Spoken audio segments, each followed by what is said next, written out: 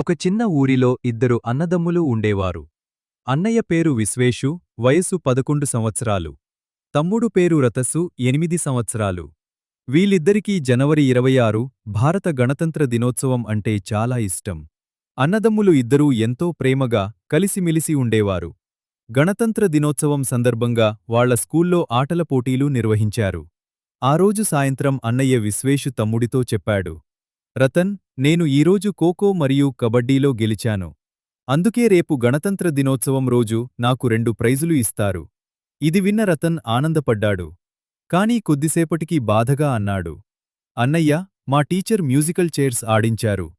నేను కూడా బాగా ఆడాను.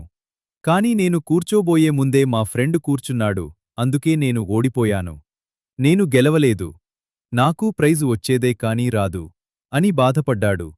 రతన్ బాధ చూసిన విశ్వేష్ ప్రేమగా అన్నాడు, రతన్, నువ్వు బాధపడకు. నాకు 2 ప్రైజులు వస్తున్నాయి కదా. అందులో ఒకటి నేను తీసుకుంటాను, మరొకటి నీకు ఇస్తాను. అప్పుడు రతన్ అన్నాడు, అన్నయ్య, అది నువ్వు గెలిచిన ప్రైజ్ కదా. అది నాది ఎలా అవుతుంది? అన్నయ్య చిరునవ్వుతో చెప్పాడు, నువ్వు నా తమ్ముడివి కదా. నీ ఆనందమే నాకు పెద్ద ప్రైజ్. అది విన్న రతన్ సంతోషించాడు. సరే అన్నయ్య అని అన్నాడు. అన్నయ్య ఇంకా చెప్పాడు, రేపు స్కూల్లో చాక్లెట్లు, స్వీట్స్, బిస్కెట్లు కూడా ఇస్తారు. అన్నీ తీసుకుని ఆనందంగా తినొచ్చు, ఆడుకోవచ్చు.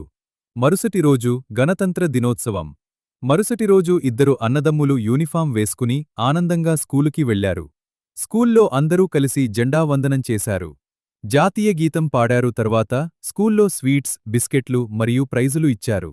విశ్వేష్ తన మాట నిలబెట్టుకుని ఒక ప్రైజ్ను తమ్ముడు రతన్కు ఇచ్చాడు. ఇద్దరూ ఆనందంగా ప్రైజులు తీసుకుని ఇంటికి వచ్చారు.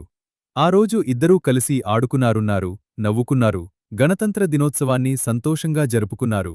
నీతి, మొరల్: ప్రీతి పంచుకోవడం, అన్నదమ్ముల ప్రేమే నిజమైన గెలుపు.